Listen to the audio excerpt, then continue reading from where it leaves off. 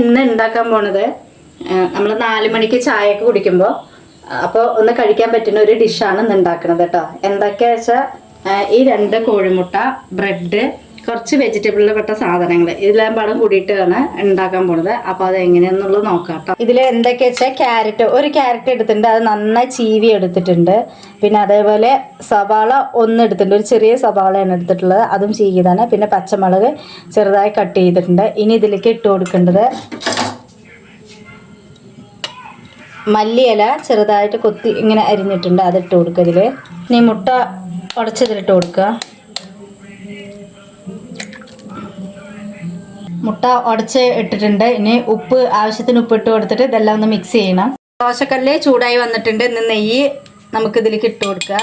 ഇനി ഇത് മിക്സ് ചെയ്തതിൽ നമുക്ക് ബ്രെഡ് ഇതിൽ മുക്കി കൊടുക്കുക. എങ്ങനെ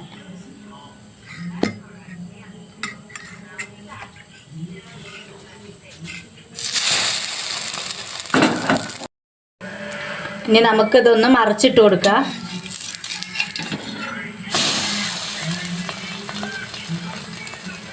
അപ്പോൾ ഇത് റെഡി ആയിട്ട് വന്നിട്ടുണ്ട് കേട്ടോ. ഇതാ ബ്രെഡും വെജിറ്റബിൾ സാധനങ്ങളും മുട്ടയും എല്ലാം കൂടിയിട്ട് മിക്സ് ചെയ്തിട്ട് ഉണ്ടാക്കിയ ഒരു 4 മണി ഡിഷാണ്.